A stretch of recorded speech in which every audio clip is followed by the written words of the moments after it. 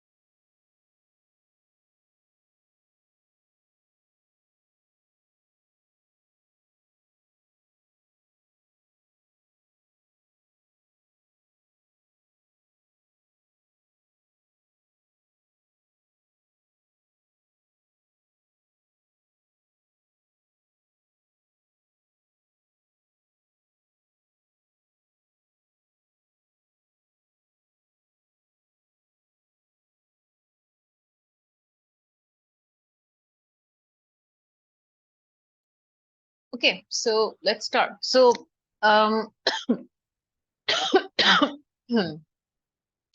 I'm coughing a bit, so please don't mind if I'm taking this lozenge alongside.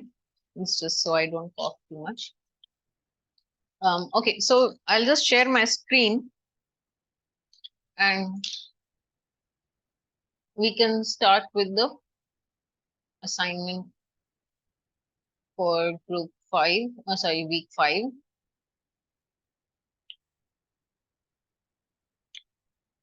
Right. So I hope you can see my screen.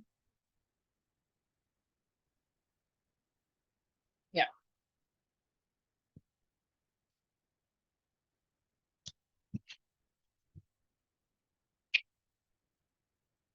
Okay, so this is the assignment for week 5. And I think this was not a very difficult assignment, but I think some people still had some questions in the last week. Some people were asking some questions, and I can't answer the questions until the assignment submission date is over. So I wanted to go through the questions once again this week.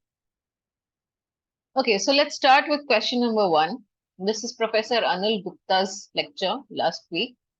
And I hope everybody remembers last week's content. So the first question is, if you have to design a water storing pot for a community residing in Nagaland, what learning from Professor Anil Gupta would you apply to your methods? So the first option is consult a foreign expert to design it. Second option is outsource the design problem to innovative students of other design schools. Third option is understand the technical know-how to design a water storing pot. And the fourth option is understand and involve the community in the process to design. So what do you guys think? What should be the correct option? Okay, so let's go one by one and see what's the problem with the different options, if any, and why should one of these be correct? Because at the face of it, they all sound like very very plausible ways to go about designing something. So what's the problem with it? And like I've said, I think I don't remember if I've said this before or not, but this entire course, so every week you have one lecture by one expert, and they explain their methodology, their approach to design, technology, innovation, all of that. And they present what they think is the best way to go about designs. And there's a lot of things, lot of basic fundamentals, basic ideas are almost like the running thread in each module. But still, there may be some, finer points, some basic methodologies which may vary from one week to another, from one expert to another, which is why in most of the questions, you will see that context given that, as per this particular expert, what is the best way to go about design? Because if you ask this question to some of the other experts, they may give the same answer, they may not give the same answer. Most likely, most of them will give the same answer, but it's important to understand that there are several different subtle differences between one expert's approach to design versus another expert's approach to design. So whenever you are reading the question, always pay attention to which particular expert are we talking about, because even when the approach is the same, like the broad philosophy or the broad approach may be the same even from one expert to another, and that is generally the case even otherwise. But the structure or the roadmap, or you can say maybe the workflow, which one expert gives may be very different from what another expert gives, right? That is because they have all created their own design labs, their own system to go about design. They have created their own teams, they've created their own methodologies to go about design, the whole process of design, and their structure may be different. Their definitions of different things may be different. Their broad approach may be the same, but for example, like we use the word stakeholders many times in this entire course, and who we are referring to as stakeholders in different modules kind of changes. So of course, there are many running threads, but who we are calling as stakeholders changes from one module to another module, from one design expert to another design expert. And if you check other courses on design, not just this one, but there are other domain specific courses on design, there it changes even more. So if you see the word stakeholder is generally used a lot in the world of design, and who we are, when I say it changes means who are the people who we consider should be stakeholders in the design process. That changes a lot from one expert to another. So it is important to remember which expert said what about the same thing, because there are some things on which all of the profs have spoken, and it's kind of important to know and to demarcate and remember the subtle differences between one and the other, because otherwise it can sort of start to get a bit confusing. Okay, so this particular week is not really that confusing, but this was just general observation so far in like the 6 weeks which we have already covered, and it continues to be like that. All right, so let's see what we've got here. If you have to design a water pot, now first option is to consult a foreign expert. Now see, the problem of designing a water storing pot is itself not that relevant for many developed countries. It's a problem which is unique to some of course, it's unique to India, but maybe some other developing countries also. And if you see the biggest, running thread, the most overarching philosophy in Professor Anil Gupta's lecture is that he's talking about keeping your ears to the ground. He's throughout his entire lecture, he's actually talking about how you need to connect with the people, and you need to step out of the cities and go to the rural areas, go to the people who are solving their own problems without any kind of design or engineering background, but coming up with so much of innovation, coming up with so many creative, innovative ways of solving some very fundamental problems. So obviously, he's not saying that you need a foreign expert to solve this problem. He's not saying that a foreign expert can't solve this problem, but he's just saying that there is so much knowledge in our villages, in our people. Um, there is so much to learn from them. And when you're trying to solve a problem of a particular community, you cannot solve that problem by bringing a foreign expert over there, because the foreign person will also have to first go to the community and learn about the community, learn about their challenges and what they have already done to solve that problem, if it worked, if it did not work, why it did not work, and so on and so forth. So, of course, the first option will not be correct in this particular module.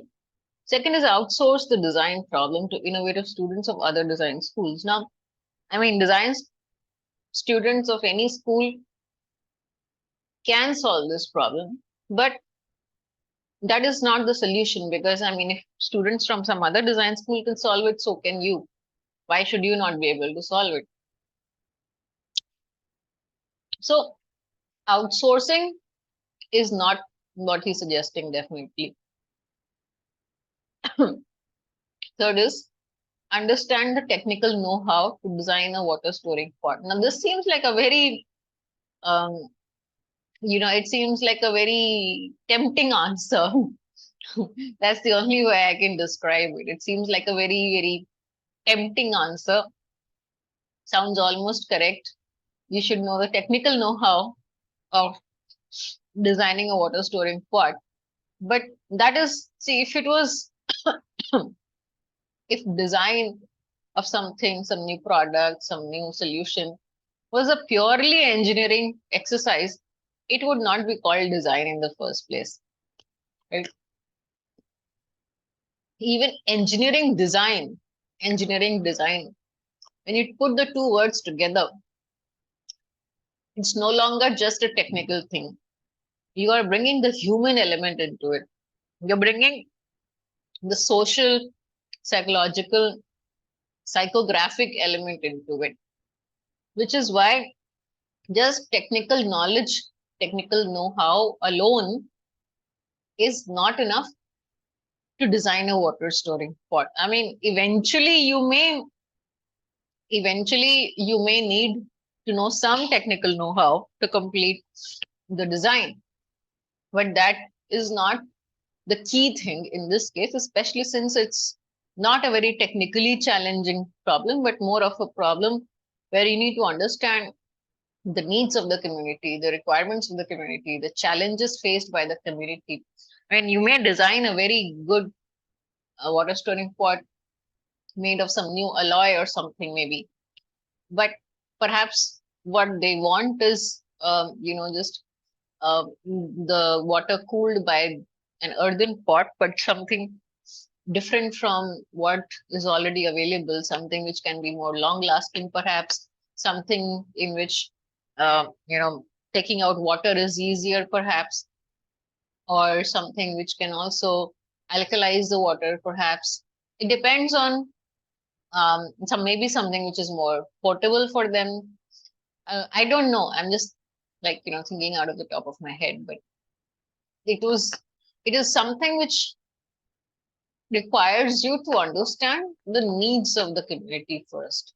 It's not a merely technical or technological type of exercise. So that is the the real crux of the matter. So of course, if the third option is not correct, the fourth option has to be correct. So the fourth option is understand and involve the community in the process to design it. So see, it's not just understanding the community. So far, whatever I said was just understanding the community. But he's not saying just understand the community. He's saying involve them, make them a part of it, make them, be a part of the entire design and solution process.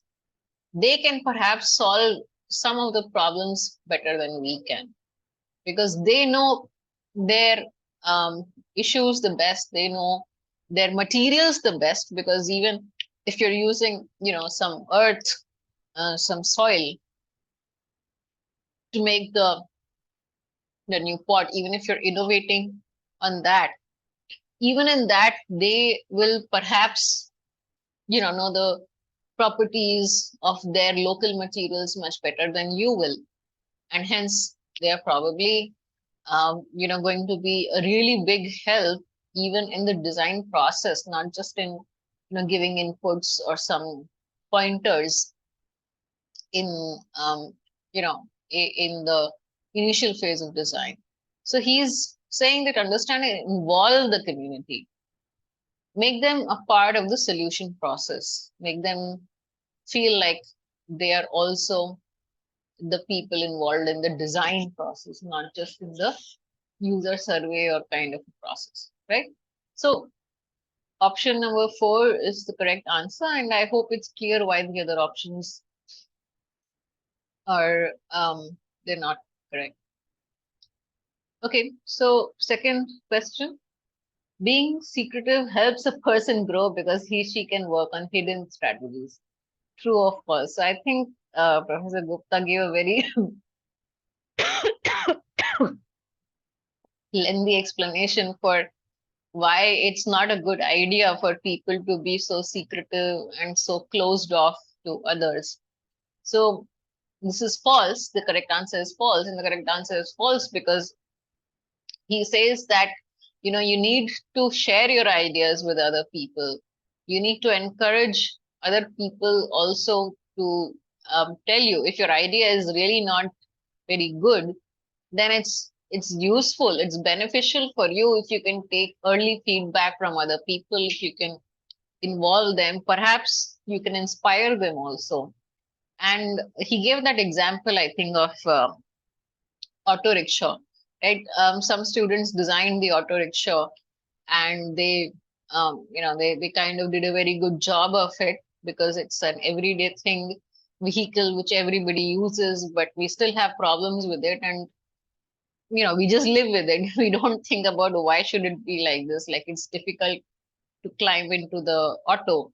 So some students took up that whole exercise of just designing that part of an auto rickshaw where you climb into the auto rickshaw.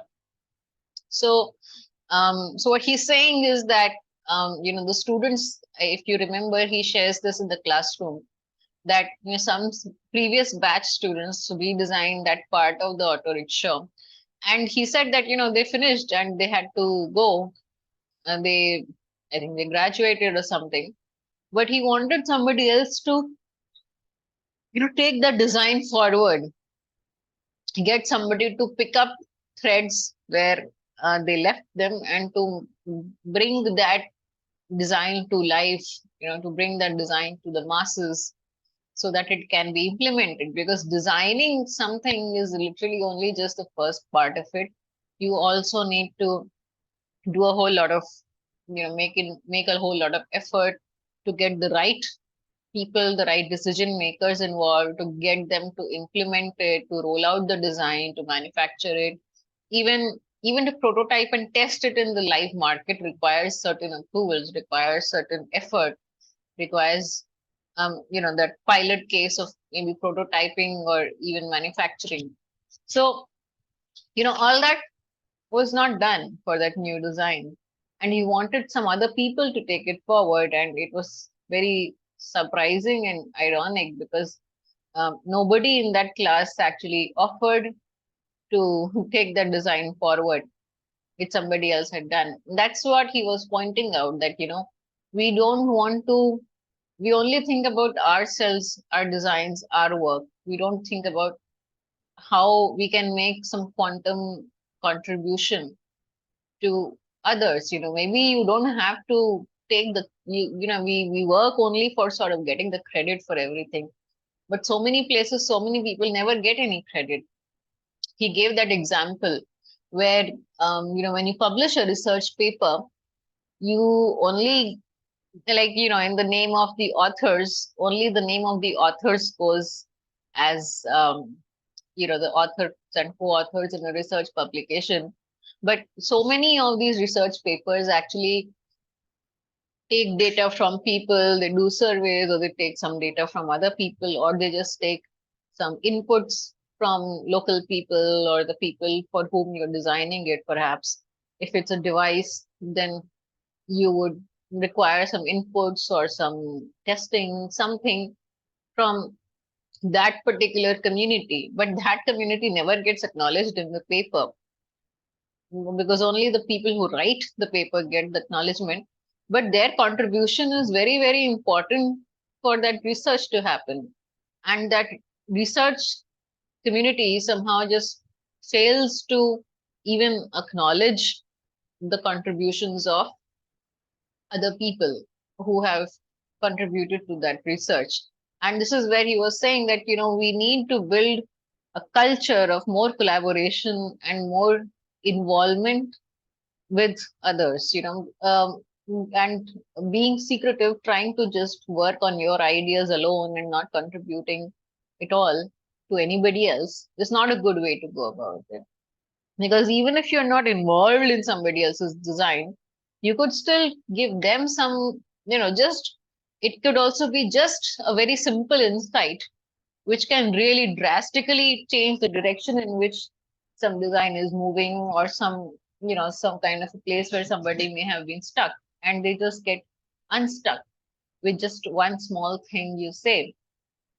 And similarly, if you share your ideas with somebody else, they could be inspired by what you said, or they could be immensely helped by what you said, and they could improve their designs um, in the same way. So, this whole question is just a true false question, but it's a very important point which Professor Gupta covered in his lectures. And I think it's a very relevant question because um, generally the approach people have is a very self-centered kind of an approach where they only want to work on their stuff. They don't care about helping or even contributing a little bit to other people, and being secretive, not sharing ideas with others because they're afraid of I don't know what. So that is not a great approach when it comes to design. It, at least in design, I mean, it's not a good approach in many things, but in design, it definitely is not. So false is the correct answer.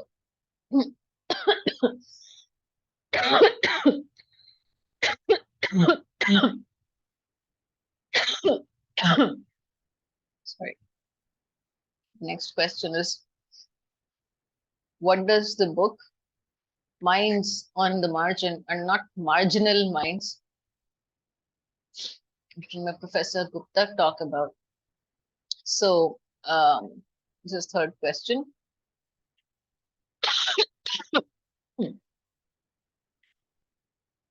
Sorry, just give me a minute.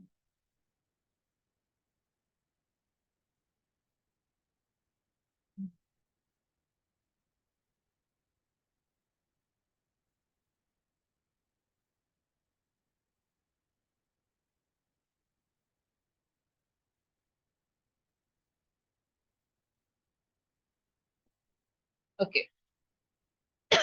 So the book, option number one, it talks about all the brilliant minds graduating from IITs and IIMs. Option number two, it talks about IAS who failed in exams during childhood. Number three, it talks about innovators residing in remote areas deprived of financial support and formal education. Number four, it talks about parents who have provided world-class education to their children. So actually, it's a really great book. Before I proceed to the question, I have the book. I don't have it here, but I have the book. And it's a really good book. And it's a very light read. It's not a very heavy reading. So if you're feeling low on inspiration or motivation, or if you're just looking for some really creative ideas, perhaps for your design or your project or class submission, something, it's a good book to read. It can spark your, mental juices very easily, very well. So it's a good book. Firstly, if you, it's not a very expensive book. Also, it's very accessible. So coming to the options, now the book does not talk about, if you read the book, you'll know actually that if you read it even a little bit, you'll know that the book does not talk about brilliant minds of IIT, IIMs, or the IAS who failed in exams at all. So the title of the book itself actually tells you what it talks about. It's a very interesting phrase where he says minds on the margin and not marginal minds. If you understand the meaning of the phrase, you'll know what the book is about. So what does on the margin means? On the margin means who live on the fringe, basically. Who live, by fringe, I don't mean anything political. I mean like, people who are living in a lot of constraints, not with the bare minimum resources. That's what he means by minds on the margin. On the margin means like, what is a margin? If you see a page, the lines we draw around the page are the margin, right? So metaphorically, what on the margin, the phrase on the margin means is that the people who are living with the bare minimum, a bare minimum in terms of, you know, resources or finances, things like that.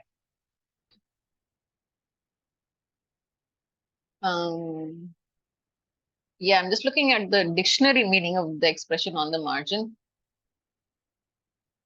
If I can find the correct meanings. Yeah, one of the meanings is on the fringe, which is what I just said. The group, the part which is not included in the main part of a group or a situation.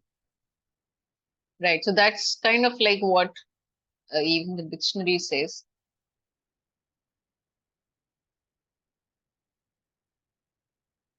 Okay. Yeah. So you see, this expression is used a lot in the social sense. It says like, one of the things is we need to reach out to those on the margins of the society. When we say on the margins means pushed to the outer limit of something like that. Social, you can say maybe social inclusion or something. So, in the sense that, the spotlight or the focus of all media, of all news stories, of all, um, talk, so to say, is usually on the metropolitan cities and people of the metropolitan cities, not the not the rural areas. There's like very little news coming from rural areas and very little interest in the lives of the people who are living outside the metropolitan cities. So what he's trying to say is that even though these people are maybe, not the mainstream population, so to say, but they are not marginal minds. Marginal mind means it's not like they're mentally weak or less capable or something. They're in no way less capable. That's what he's trying to say. It's a very good, very interesting play on words. Minds on the margin are not marginal minds. They're not marginal in any way. They're not like, they're not lacking in any way. That's what he means to say. So the third option where it says it talks about innovators residing in remote areas deprived of financial support and formal education. That is the correct answer actually. Because if you see then throughout, even if you've not read the book actually, if you even listen to his lecture, you will know that throughout the lecture, that is what he talks about. He talks about his walks, those yatras or those walks. And that is the whole purpose of his walks. If you see, there's actually a website of it. There's a website on it. I'm forgetting the name. There's a website. Okay, I'll just share it in a bit. I'll need to open a different page. So where he talks about these yatras and things which they go on, where they actually it's a sort of like an exercise in social immersion, where they interact with and learn from. Interact not in a condescending, not in an arrogant way. Oh, I'm your savior. I've come here to save you. Nothing like that, but with a lot of humility and a lot of enthusiasm to see how these people who live literally on the fringes, as I just said, are coming up with so many social innovations which we completely disregard in the normal way. So this entire book is actually dedicated to just that discussion, where it talks about innovators residing in remote areas deprived of financial support and formal education. The fourth option is it talks about parents who have provided world-class education to their children, and that is not true. It doesn't talk about that. So the third option is the correct option. Okay, question number 4. What is the reason behind carrying out Shodh Yatra? Yeah, Shodh Yatra is the word. There's a website actually where he all has discussed all this about his recent work also, because this lecture is a few years old now. They've been doing a lot since then, and these Shodh Yatras are kind of part of that. What is, okay, so that is what exactly what I was talking about, and that is the next question. What is the reason behind carrying out Shodh Yatra by Professor Anil Gupta? Um,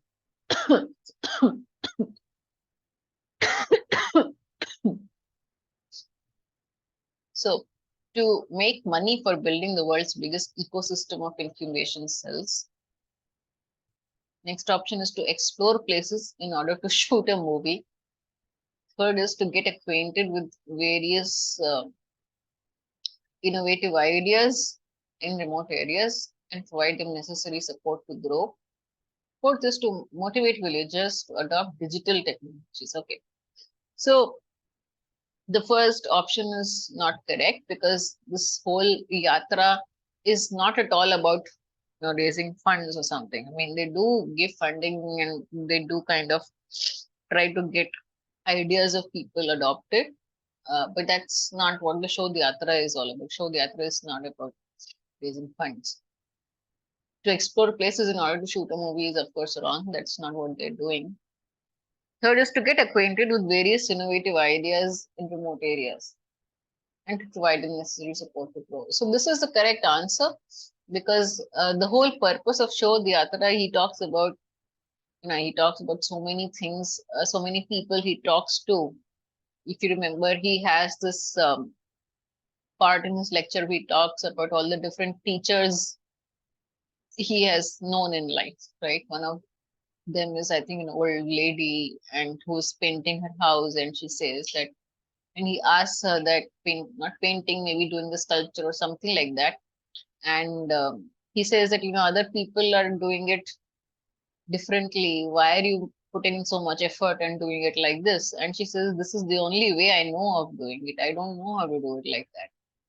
And that was like his, aha moment, kind of like, that's not an answer he expected. And it's a very inspiring answer. Like, she doesn't know how to do bad work. She doesn't need any other reason to do good work. She does good work because that is the only way she knows of doing work. And I mean, it's one of the most beautiful things people have said, and it's coming from someone who is living in such a simple background. And, we somehow think that the power or the attributes of excellence and talent are kind of like the exclusive rights of us educated people, but that is not at all so. Here's this lady who does not need any reason to do good work. See, educated people look for reasons why they should put in effort into something they're doing, why they need to do it well, right? You somehow need a logical reason to justify to yourself why you're putting effort into some activity. And that's what a logical mind or a so-called educated mind does. But here's this lady who can just as well do it badly. Nobody will come and fault her for it. Nobody will come and question her that, why are you not doing it the way, in a better way? Because everybody is doing it in a not so good way. And so this lady doesn't have any reason to do it so well. It's not like somebody is going to come and even praise her or give her a medal or something. No, she's not gaining anything from doing it so beautifully other than her own personal satisfaction, her own integrity. She does not need any reason to do it well. And she's still doing it so well. So I don't know. I mean, I know very few people, maybe a handful of people only, who will do something well just for the sake of it, because that's just who they are. And that is such a great learning from such a sweet, such a simple person. So this whole Shodh Yatra, I mean, I've cited only one example which he talks about, but this whole Shodh Yatra, if you see, it cites many such examples. And in the whole lecture itself, actually, Professor Gupta himself shares many such examples, and they're all picked up during the Shodh Yatra. There's the other example, if I remember correctly, is where he goes and talks to this owner of goats, I think, or sheep, maybe goats, perhaps. And he goes and asks them that how do you remember whether one of them is there or not? You have there's so many, you're going with them every day, but what if some goat kind of walks off, and how will you know if it's missing and which one is missing? And he goes there with his team of researchers and designers and all that, volunteers. And the person, he just says, so you have all these researchers with you, these team members with you, so if one of them goes missing, will you know? And that was the learning for Professor Gupta, when he says that it was such a sharp answer, and he didn't explain, but he made it very obvious where our thinking is wrong. We think that just because they're animals, they're less important somehow, or that somehow it's not it's not like they don't have an identity, or they don't have any attributes or something like that. But to that person, all those goats are like his family. He knows each one. He knows that the difference between the faces of each one, and if one goes missing, he will just know. So this is like, again, how close you are to something or someone is what really matters, not really like um their CV, for example. So okay, so these are just some of the examples I remember from his Shodh Yatra. But I'll encourage you to please check out the website. Wait, let me just find the website link. Just give me a moment, please.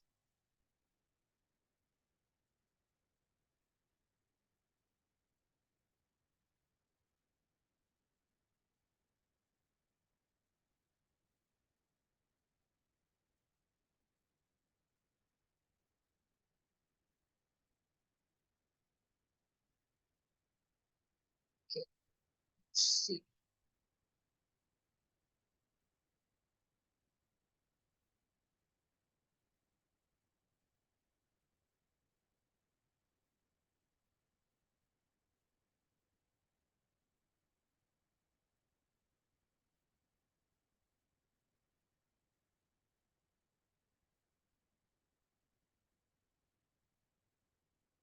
Just give me a second. I'm just trying to find the correct link.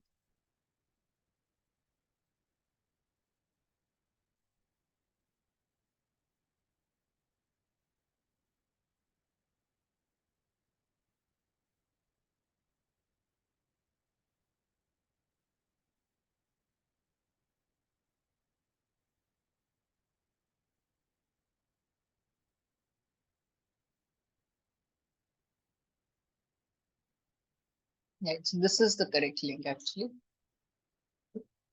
You can see this is the page for the Shodh Yatra, which is the Honeybee Network, part of the Honeybee Network. They have a separate branch for it called SRISTI, Society for Research and Initiatives for Sustainable Technologies and Institutions. So the SRISTI is actually a part of Honeybee Network itself. And this tab Shodh Yatra is the one I'm on. So this is the 49th Shodh Yatra from 28th to 26th June. It was from 28th to 26th June. You can see that they give you the option to register, and it starts from Balia. It's a it's a small town in Uttar Pradesh. For those of you who are not from Uttar Pradesh, maybe you don't know, but Balia is like a small town near Varanasi in Uttar Pradesh. The railway station is Balia, and Ghazipur in UP, and Buxar in Bihar. And airport is closest airport is Varanasi.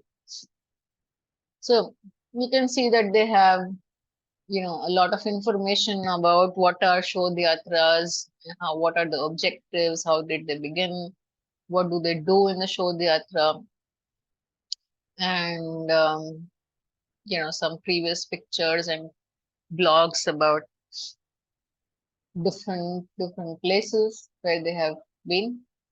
So the 44th one, it was in Sevagram, Gadchiroli, to Meandha, Lekha, Dhanora, Gadchiroli, Maharashtra. This is basically Maharashtra. 43rd Shodhyatra was Jadoli, Devla, Udaipur, Rajasthan. 42nd was Rapar to Anjar, Kutch. 31st to Andaman and Nicobar. 40th to Chakwali to Dawar, Bandipura district of Jammu and Kashmir. Shodhyatra 39, Barpali to Lusingnath, it's Odisha. 38th was Nagaland. 37th was Maharashtra to Goa. 36th was Arunachal Pradesh. So you can see it's very, very interesting actually. It's would be really great if you check this out. It's a very cool web page. There's a lot of interesting information. I mean, the question we are discussing is just a, one-line answer, but you can look at these things about what they actually do in the Shodhyatras and what are the objectives. So what they do, these are the following activities taken up, just like night meets. The meetings are usually held with the villagers in the night. And they talk about the activities of the honeybee network. It's sort of like a chopal, right? Where they discuss their innovations, the innovations of the villagers, that is, and what is the objective of the Shodhyatris. Then there is a biodiversity competition. Participants are asked to identify and stick the samples of vegetation found in their village on a cardboard and list down their various usage. It's like it helps both the Shodhyatris learn about the village, the vegetation in that particular village. And it also helps the village people understand the value of what they have, the biodiversity. And each participant is orally tested. Recipe competition. The recipe competitions are organized for women in the villages. The person who cooked the most nutritious variety from the local ingredients would be given a prize. And the idea is to make the local people aware about the unique nutritional value of their crops and their importance in maintaining the ecological diversity. Now, a lot of times, people don't understand the value of their own traditions, of their own knowledge, of their own, heritage. Heritage is not just in terms of the materials we receive from our previous generations, but also in terms of the knowledge we receive from the previous generations, right?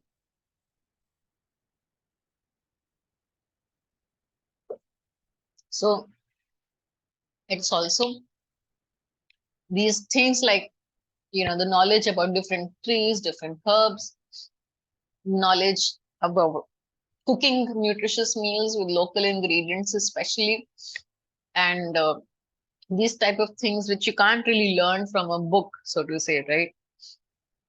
Then the farmers active in organic farming who have developed new methods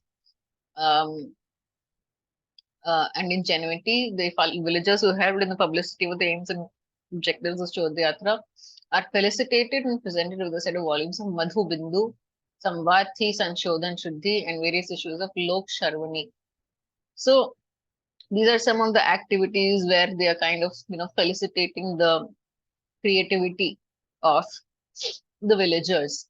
And it's very interesting. So actually, I mean, I'm not going into the detail of each of these yatras, but it's kind of interesting to go over it and see what they kind of churned out in each yatra from all these villagers and finding all their innovations and This is kind of interesting also. You should just go through this anyway. What are the objectives? To learn about the experiences of the farmers engaged in organic farming and inform other farmers about the same. Because see, there's still a lot of localized knowledge in the villages, the villagers of India, and they are not all so digitally connected or so well networked on a national scale yet. So, there may be many great farming practices in one part of the country, and they may have come up with some local innovations of their own with which they have solved some of their problems in one part of the country. But there may be other parts of the country where they're still facing the same problem and they've not been able to solve it, or maybe they've not been able to solve it as well. So that knowledge, these people, the Honeybee Network, they take from, say, a bunch of villagers in one part of the country can always be shared with, villagers in other parts of the country where they may be having same kind of problem. Like, there may be some places where they have a water table problem, or, they have a certain pest. In organic farming, you tend to have that problem sometimes, lot of pests and things like that, or initial low yield, or how to transition maybe from NPK to organic farming. So all that knowledge, maybe somebody has kind of figured it out in some part of the country.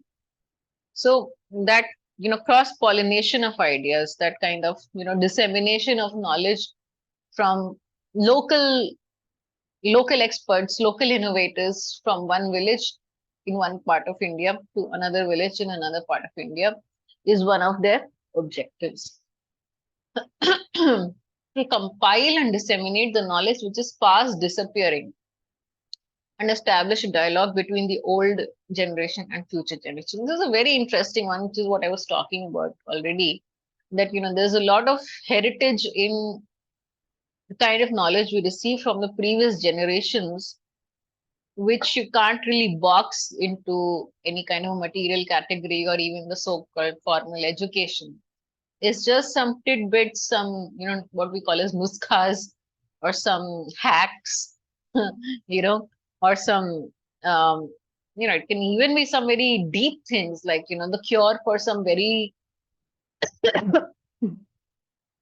fatal diseases is sometimes found in villagers. Like the local villagers know, like if some particular snake bites, what they should do, because it's a regular problem maybe in that area, or they had some elder earlier in some previous generation who found some aushadhi or created some aushadhi, and they all know that, if this kind of a thing happens, you just immediately give that person this aushadhi and he or she will be saved.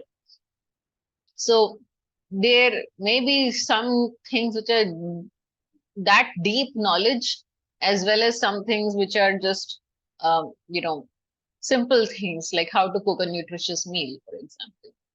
And all this knowledge is just disappearing very fast. So it's like a bridge. They're trying to build a bridge between the older and the future generations through which they can carry forward the knowledge, local knowledge, and knowledge which is sort of like passed down over generations. So this is like a whole lot of stuff here on the Shodh Yatra. It's pretty interesting. And if some of you want to join the Shodh Yatra, you can, of course, follow this page and see when the next Shodh Yatra is. It's probably going to be next year now. And you can register. Okay, so this is the Shodh Yatra. Let's come back to where we were. Okay, question number 5. What is meant by conformist society in reference to the lecture by Professor Gupta? Conformist society is a society in which people follow rules strictly, traffic rules strictly, sorry. Second option is it is the society where people have stopped questioning the existing norms. Third option, it is a society where innovation is unlikely to occur because people comply all the time. The fourth option is it is the society where people have become highly cosmopolitan. So the correct answer of the first is of course not a correct answer, because see, the whole meaning of conformist is that you just do what you're told without sort of, thinking for yourself. See, it's not, he's not saying that you should all just become rebels or you should all just oppose everything. He's saying that you should think about what you're being told to do instead of just blindly doing it just because, you want to be the person who's on sort of on the right side of things, because you're the person who's kind of, doing what the rule says without thinking about whether that rule is actually good for you at all or not. So he's saying that a conformist society is one where people just do what they are told, or who just follow existing norms without actually thinking about it. So second option is correct. And the third option is also correct, because the side effect of people just, going with whatever is there is that they don't see the problems existing in the society. See, when you keep doing everything, see, if you've just gotten used to wearing a shoe with a stone in it, you will not think about how to get that stone out of your shoe, because you're so used to just doing it that way. So it's the same thing. There are so many pain points in, if you look at your own life, for example, your own daily life cycle, or your own, what we call as dincharya in Hindi. If you look at your own dincharya, you may find that there are so many things in a 24-hour period which are not exactly functioning in the best way possible, or which are actually giving a lot of problems to you, to other people, which can be improved in terms of, design. Design can also be system design. The way the society is functioning is also design. So, but if you just keep going with whatever everybody is doing, whichever way it has been done till now, you will not notice, you will not even pay attention to these things. And if you don't pay attention to these things, you can't identify problems.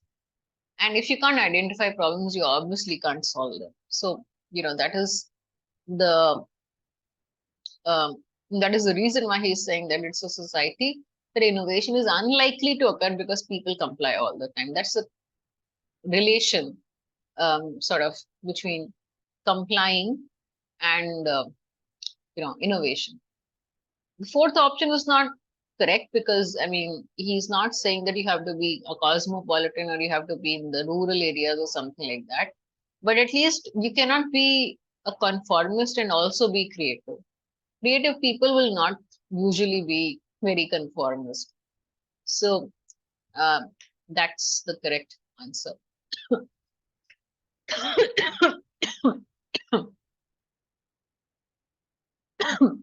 Okay, so we still only covered 5 questions, but because I'm coughing a lot,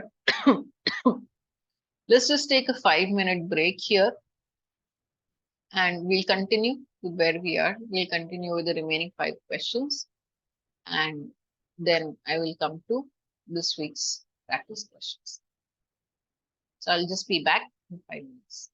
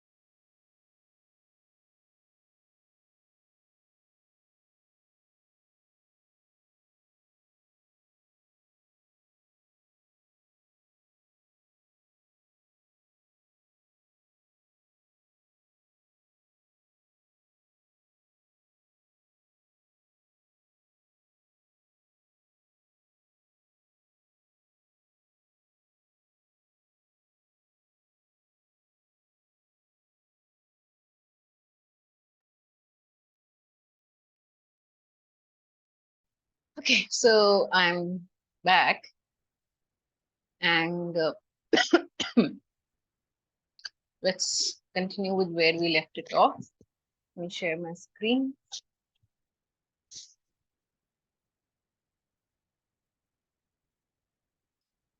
Okay. So let's continue with to question number 6. In reference to the lecture, where should we dispose the extra drops of water from the glass after drinking? First option is in the garden, second is in the flower pot, third is in the kitchen sink, fourth is soak it using a tissue. Now, I mean, on the face of it, it seems a very mundane question, but what he's talking about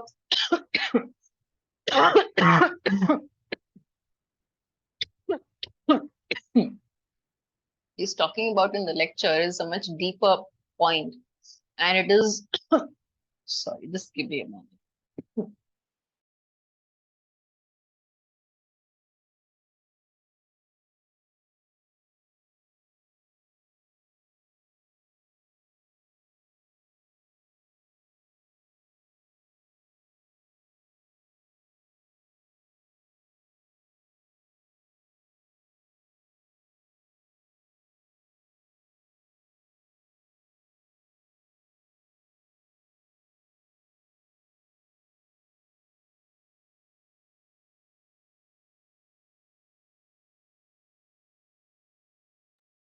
The deeper point is about growing your sensitivity to other creatures, to other beings, and to understand that, we're sharing all these natural resources with other creatures, with other species also. And, if you have the opportunity, if you're in a position where you can perhaps, do something to benefit others also, you should always consider doing that. He talks about, the whole thing about there's this example he gives. Of course, he also gives this example of drops of water, and I'll come to that. But he gives this other example where he talks about how this girl is studying for her exams and her cat gets depressed when she's spending too much time on the computer or with her books. And talks about, we talk about Internet of Things, but why not about living things? Why do we forget living things in our calculation of Internet of Things? So he's talking the bigger point, the deeper point is actually the same in both the cases, where he's saying that somehow over a period of time we have kind of uh, lost that sensitivity to other creatures, to other um, life forms, maybe, and that should not be the case. So here in this, the correct answer is in the garden or in the flower pot, because if you have extra water which you're not going to drink, why should you just throw it away? Why not just put it in a plant? Or for that matter, you can also just give that water to put a bowl of water outside for the birds to drink from. So I don't know about where you guys live, but where I live, um, in the IIT Kanpur campus, we in many places you actually see this big earthen bowls in which we leave water in those earthen bowls everywhere, especially in places which have more greenery, like there are a lot of trees and all. So the birds and dogs and other animals can come and drink water from it. So it's not a big thing to do, but it makes a huge difference in nurturing other other creatures, other species. Because you can do it. It doesn't cost too much to just fill, one bowl with water. So, the correct answer is in the garden or in the flower pot for this particular question. But I also sort of wanted to emphasize the bigger point which he's making over here. But you have an extra of something which can be useful to somebody else, why not, make it so? Why not make that as a part of your everyday system, that you do give it to somebody else, or make sure that that thing doesn't go waste, it gets used by somebody else. Okay. Question number 7. In reference to the lecture of Professor Gupta, what are the 3 areas the golden triangle of Gyan Foundation connects to? First is information design and innovation. Second is design, innovation, and technology. Third is innovation, investment, and enterprise.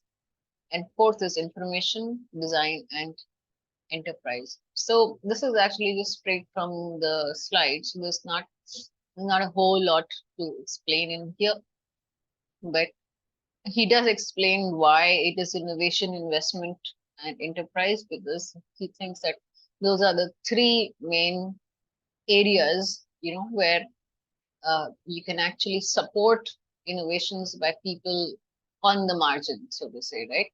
Because these people who come up with all these really brilliant innovations, sometimes once in a while, once in a blue moon, you do see these news articles where some guy, created some mechanism of generating power by just through a bicycle or something, or some guy who came up with a car which runs on water, and all these innovations I'm talking about are coming from unknown areas, unknown people, right? Not somebody with a big hefty degree or something like that. So, but all these innovations, they need support, they need investment, they need somebody to support them, to perfect the design, to produce the prototype, to produce the design, and they need that enterprise so that they can actually take it to masses.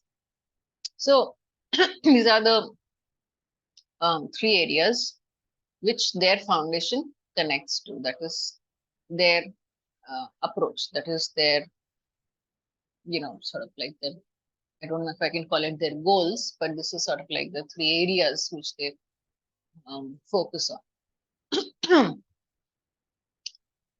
Okay, question number 8. Why does Professor Gupta stress on the upload to download ratio to be more than 1? So this is again, it's not just a technical question, I'll come to the options here, but when he says upload to download ratio, he does not mean just that you should keep uploading videos alone. And he's not talking about just YouTube. He's not talking about just, the question of videos. What he's talking about, uh, the bigger point here is again that how much knowledge are you getting versus how much knowledge are you giving to other people. And there must be something you are good at. You may not be good at everything. Maybe there are many areas, many fields in which you need work. You need to learn, you need to improve, but there must be things which you are also good at.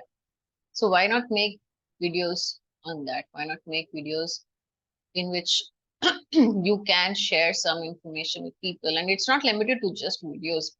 There are many ways of sharing knowledge other than videos also. You can teach your fellow people, you can teach your friends, you can teach your colleagues, or you can go and teach in some other school or college, or you can even just go and teach in the community. If you're good at some skill, like, some other skill, not something bookish, but some other skill, like, how to make kites, for example, or how to crochet, or you know how to do something, some other kind of a craft or an art. You could also go and teach that. So when he's talking about upload to download ratio, he's talking about how much you're getting versus how much you're giving. That's what he's trying to talk. So coming to the question, the first option is because uploading YouTube videos is costly compared to downloading them. Second option is because sharing invites constant feedback to improve ourselves as compared to consuming. Third is because sharing is dangerous and can invite bad omens. Fourth is uploading helps to market ourselves. So the first option is not correct. because that's not what he's talking about. The second option is because sharing invites constant feedback to improve. Yes. See, the thing with sharing is that, it also it invites constant feedback, yes, but it also makes you far, far more self-aware. So, self-awareness is also a big side effect of sharing something. So, the more you share or the more you teach something, the more you will know exactly how much you know and what your skills are and what your skills are not. So, a lot of times when you start sharing something with somebody, people ask you questions, right? A lot of times, especially, if you're trying to teach somebody something, especially if you're trying to teach something to kids, they will ask you so many questions. And that is the time at which you kind of understand that, um, your concepts are not maybe that clear, or maybe you do understand something, but you don't understand it that well. And then you need to go back and check yourself again. So the more you share, the more you talk to other people about what you're doing, the more um, you know, become engage with other people, engage with um, others, and share your ideas with them, share your knowledge with them. The more you will constantly feel that pressure or that push to improve, to grow. If you just keep all your knowledge to yourself, you will not be in that constant. You'll not feel that constant acceleration to keep growing, to keep improving, to keep doing more. It also makes you more inspired, actually. If you share your knowledge with a few people and they feel rewarded, you feel like you're adding value to them, perhaps, you know, that you're actually able to make a difference to somebody. That kind of sometimes becomes a kind of a fuel to keep growing, to keep improving your own self also better. So there can be many reasons, of course. We've only talked about one reason in the answer, in the options in the question. But he explains this a lot that, um, people are only consuming, they're not sharing, they're not producing any knowledge in the same, at least not in the same ratio. So if you're consuming like 10 hours a day, you can contribute at least 1 hour a day, right? That's kind of like the ratio he's trying to talk about. He's not saying that don't consume. It's good that you're consuming. At least you're learning something. People are not even consuming and not learning also, but also produce. So create content, not content. No, I'm not talking about like Instagram videos on styling, but when he says content, he means something meaningful. Okay. Question number 9. In reference to the lecture, why there was a water collection pit in the design of the hand pump with a separate spout for drinking water. So the option A is for animals and birds to drink water. So then next is to reduce spillage of water around the slippery hand pump premises. Third is for wastewater to get collected.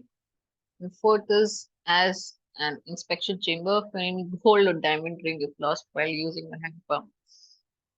So all of these sound like very tempting answers, but the correct answer is the first one, which is for animals and birds to drink water. This is kind of like what I was talking about, that, if you're in a position where you have some extra water, which you're not going to be using, or you're not going to be drinking, or you won't be able to drink or whatever, then why not leave it there for animals and birds to drink? So this particular design, which he's referring to in question number 9, was exactly that. It was an extra place for animals and birds to drink water. Question number 10. Which among the following are nature of innovators, according to Professor Gupta? And option number 1, never fear to share ideas because by the time someone steals your idea, you will think of a new one. Option 2, always stay ahead of others in the thought process. Option 3, be secretive, do not give away an idea for stealing. Option 4, always think and process in isolation. The first option and second option are correct. That is because that's what he's discussed in the video, and we talked about it quite a fair bit. And also that, that I just want to expand on this part where he says, by the time somebody steals your idea, you'll always have come up with a new one, or you may have actually improved your idea so much that what you have is already far, far better than what the other person has who stole the idea from you. So, yeah, and this really does happen. We've seen this so many times that, the person who stole the idea is just stuck with that idea. They don't have the creativity or the inspiration or the the kind of even knowledge sometimes to do anything better than what they stole from you, because if they did have that, they would not be stealing from you in the first place. So they remain static, they remain where they were when you were there, when they stole that idea. But because you have that source of inspiration, of creativity, of innovation inside you, you can always come up with a new idea or go on improving, maturing that idea to the place where you can reach that place which others who stole your idea can never reach, because they don't have, or they believe they don't have, that creativity. So these are the two correct options. And with this, we complete the week 5 assignment at least. And then we can now cover some of the practice questions which I have for week 6. So week 6 is Professor B. Ravi, and he's primarily talking about, his lecture is primarily in the healthcare sector.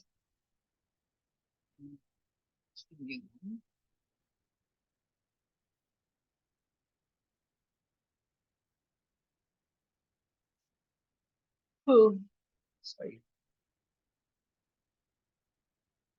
So, by the way, I have uploaded, I've already uploaded the practice questions to Google Drive. So you can just check, just confirm, please check and confirm that you actually have access to the practice questions. So, I mean, I will just share my screen, but it's good if you can also open the questions in front of you, and we can go over it one by one.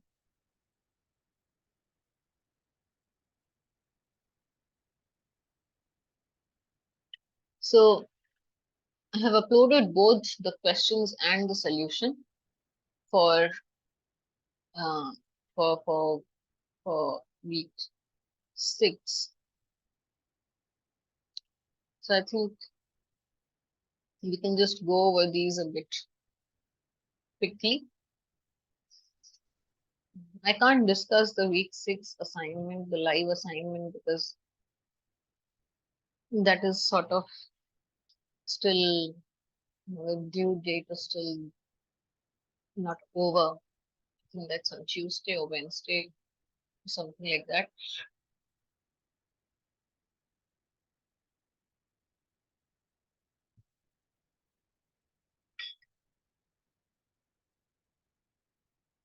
Okay, let me share my screen.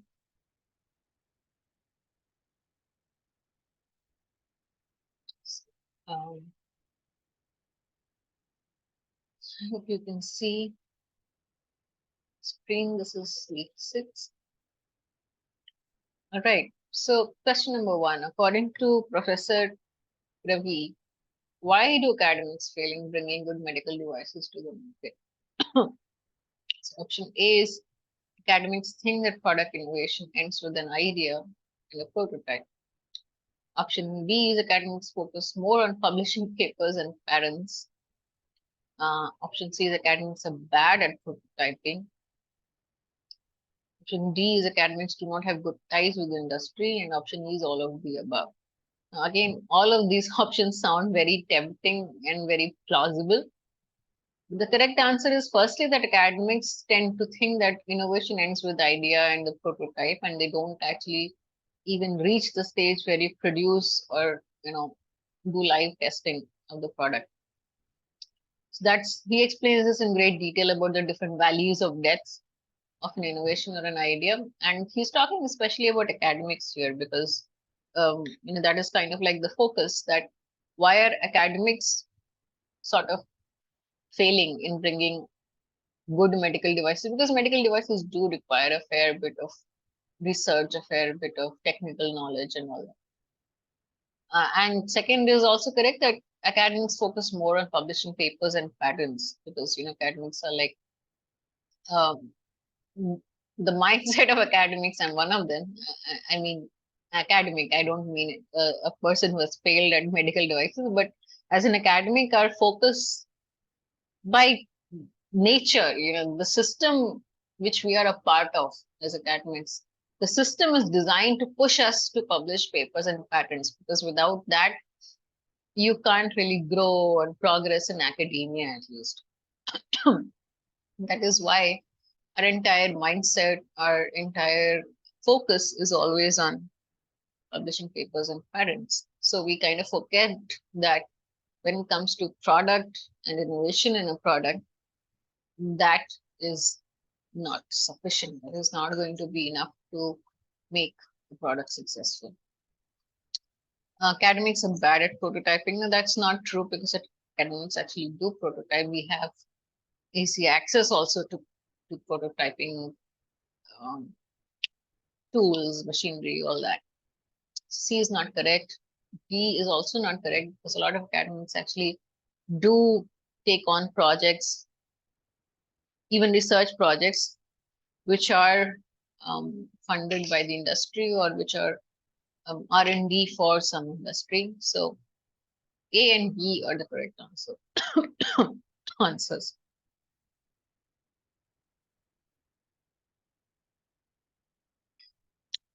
Next is, what reasons does Professor Ravi give for choosing the SDGs that he picks for innovation in India?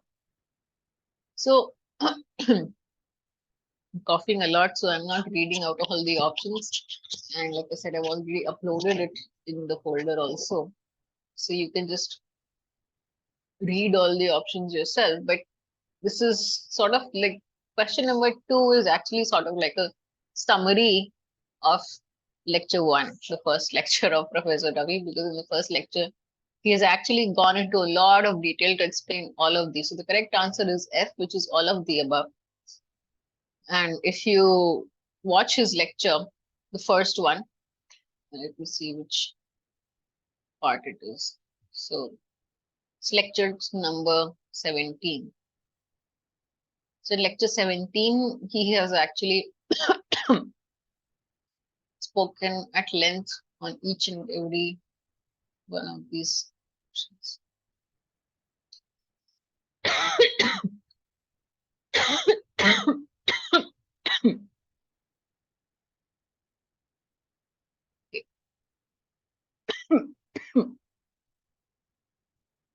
Question number 3, which critical stakeholders does the BTech lab at IITB aim to bring together for medical device innovation and commercialization?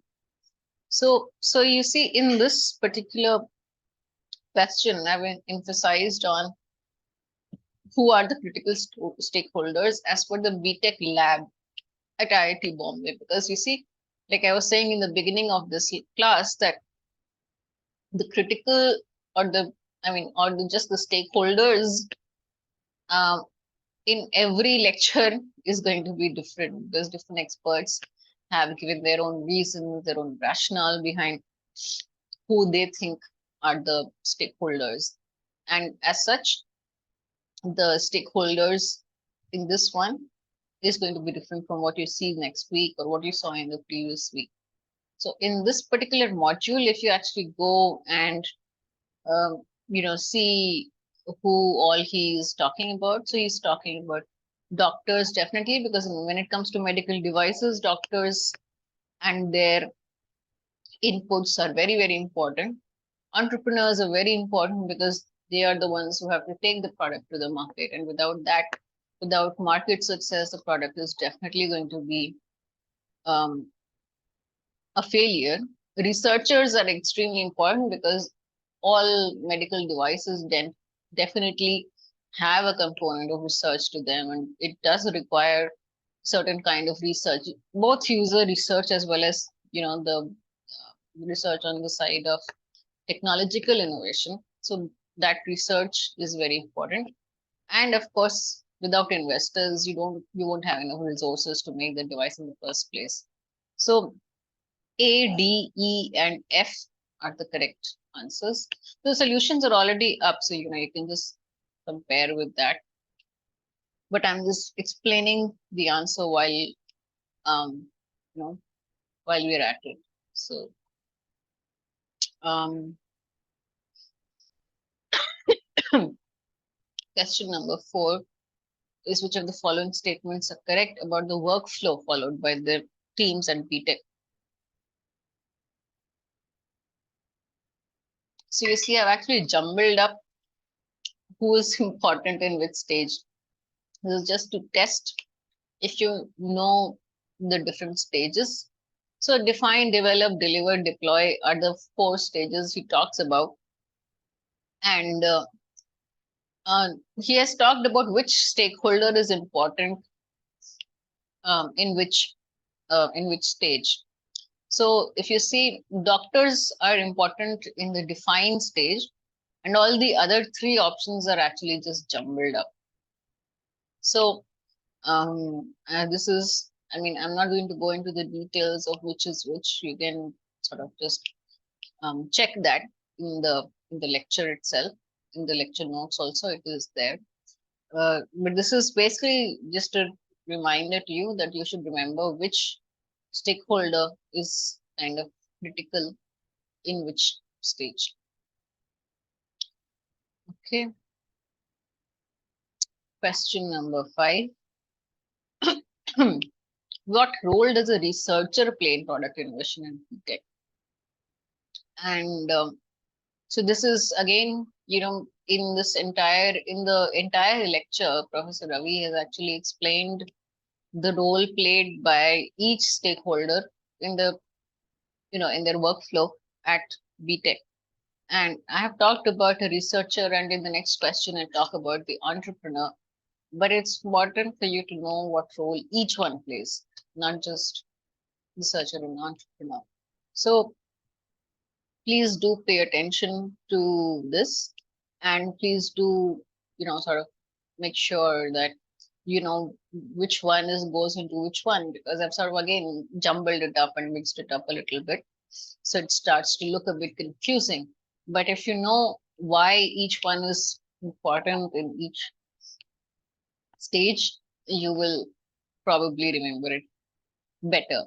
So the 5th question, the answer is detailed design, rapid prototyping, virtual prototyping, and the other correct option is functional prototyping. All these other things do not fall into the ambit of the researcher. The second, what role does an entrepreneur play in the innovation? That is lab testing, quality management. And if you see, rapid prototyping, we already said is researchers' domain, so it's not rapid prototyping. Sometimes people think clinical trials are a clinical thing, so they think that it's not an entrepreneur's job, but actually clinical trials is just taking the product to first step of taking a product to market. You can't actually release a product without clinical trials. So clinical trials is also a part of an entrepreneur's, job. And certification of device also seems like, it's more of paperwork or something like that. But you see, again, without the certification, you can't sell a product. You can't sell the device at all unless you have the proper certifications required. And so this is also the entrepreneur's job. And business model and intellectual property are not included in the entrepreneur's role, at least not in this particular setting. So let's come to question number 7. What are the 3 important components for the product definition? A, what is the desired outcome? B, who is the target domain? C, how will you achieve it? D, by when can it be achieved? E, the clinical need, why is it needed? And F is all of the above. Now, if you see a good product definition, if you remember that sentence he shows on the screen, he says you should first know what you want to achieve, which is what is the desired outcome? What is the end thing you want to achieve? Like, making this particular measurement easy. Now, the second is who is the target domain? For whom? Making this measurement easy for whom? For the doctor, for the patient, for the caregiver, for the nurse, who, right? So that target domain is also very important. How will you achieve it is the whole design process. That's the entire long kahani. So that is not included in the product definition. That is something you decide once you start actually building the product. In the definition, that's not what you do, because how you will achieve it is you're going to find 100 ways of achieving it, and then you will narrow it down, and then you'll narrow it down further, and then you prototype, and then you will finally decide how you will achieve it. So C is not C is the entire design process itself. C is not the product definition. By when can it be developed is also not a part of the product definition, or at least not usually, because I mean, if we all knew by when we can develop it, we would all be like geniuses. The fact is that most of the times we don't know by when we can develop it, unless, I mean, in some cases, what can happen is there's an artificial deadline or a timeline by which you have to achieve it, by which you have to, um, you know, release the product or figure out some part of the product. Otherwise, you won't suppose maybe that's important for your um, next stage of funding or grant or something. So, sorry, that can be a part of the problem, but it's not always a part of the good product definition, because it's not one of the most important aspects of the product or the product itself. E is the clinical need. Why is it needed? This is extremely important because, maybe you're trying to make some measurement easy, but, why is it needed in the first place? That is just as important in the design of the product, because if you don't know why the product is needed, like why is that measurement difficult, for example, you want to make that measurement easy, but why is it difficult? What is the clinical need behind it? That is very important to define, because if you don't have that decided, you're missing a very important part of the design component of the product itself. So the correct answers are A, B, and E, right? All right, question number 8, and this is the last question. Why would your product require multiple components rather than a one-piece device? So this is something I think he covers kind of like in the end or something. So the first option is the product requires some movement of parts. Second is multiple components make it aesthetically viable. Third option is some functionality requires separate components. D, it may be difficult to manufacture it in one piece. E, you don't have the right people to manufacture it in one piece. So if you see, he has explained it actually in the last part of the last lecture, if I'm correct.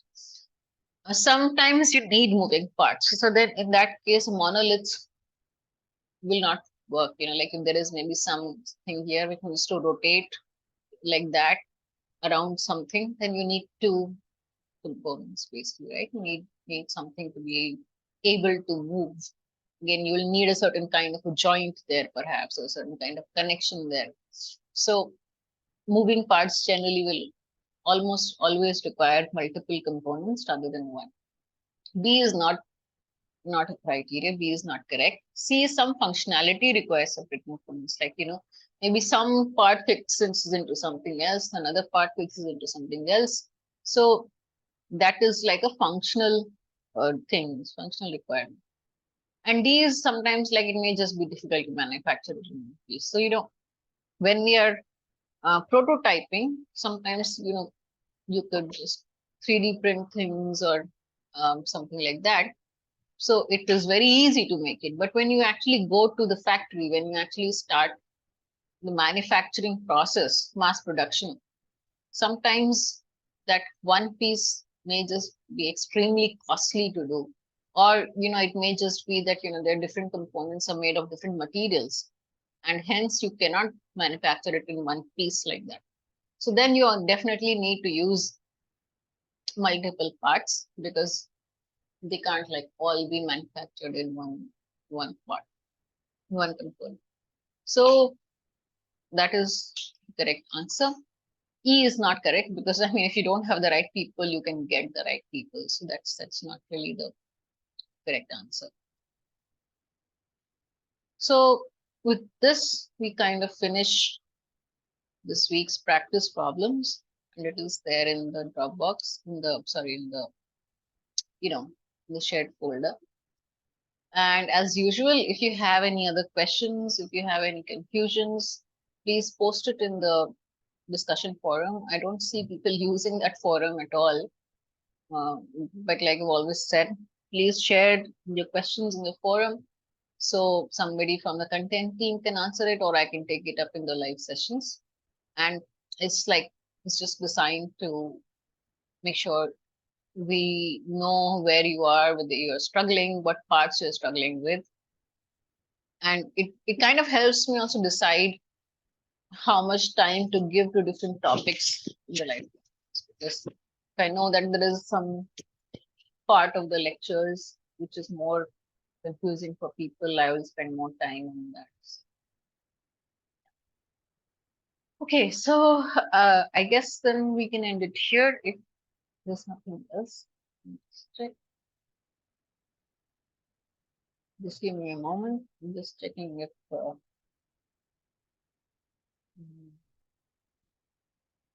everything is in order.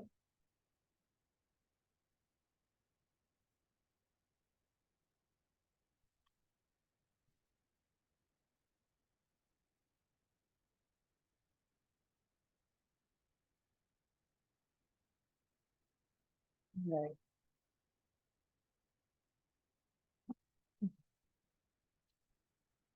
Okay, so we can end the class here. Thank you, everybody.